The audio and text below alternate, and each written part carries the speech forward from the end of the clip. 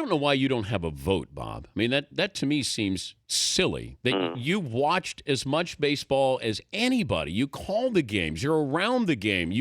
We don't celebrate the game of baseball when it comes to the Hall of Fame. That's my problem. We talk about all the negatives.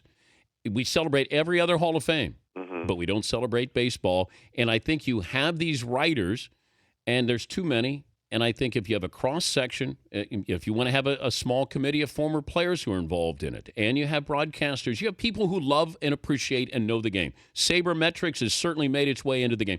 I'm fine with all of that. Open our eyes to understand the bigger picture, not this, I will not vote for this guy because of this. I don't want tunnel vision. You want to have an opinion. You don't want to vote for somebody who used PEDs.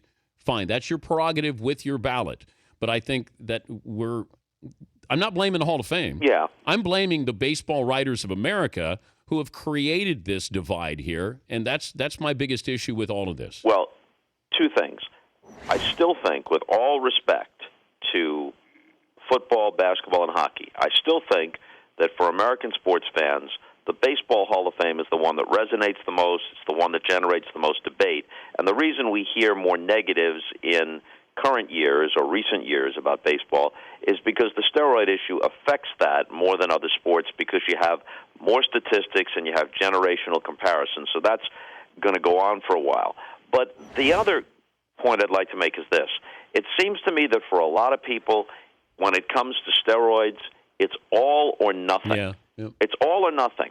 You know, guys commit serious crimes in society, and eventually they get paroled.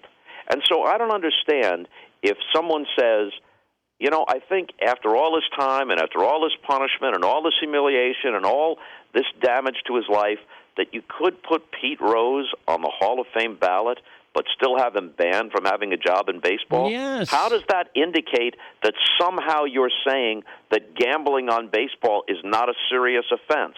How would it indicate if 10 years from now Barry Bonds got into the Hall of Fame, would anyone infer from that, you know, baseball's a little weak on steroids? They kind of wink at cheaters. Aren't there any gradations here? I've said the same thing. Let people vote on Pete Rose. Don't let him hold a job in baseball. But I can't take away what he did as a player. And, you know, when it comes to Bonds, or Rafael Palmeiro's not on the ballot anymore. Mm-hmm. Okay. He got caught at the end of his career. I don't know how long he did it. Right. I don't know all of these things. And that's the problem here. Mike Piazza did not get in. The greatest hitting catcher of all time. He didn't get close. So I'm trying to understand judge and jury. I'm not envious of these guys voting, but I think we have to lessen the burden on them of what to factor in here, because this is CSI MLB, and it's really You're right. really difficult here. Yeah, and some kind of proportion, some kind of sense of proportion, some kind of, I don't know if leniency is the right word, but some sort of reality here and proportion and common sense should not be interpreted as not caring about these offenses.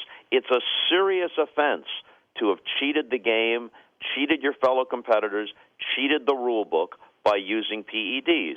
It's a serious offense to gamble on baseball, even if you don't gamble against your own team.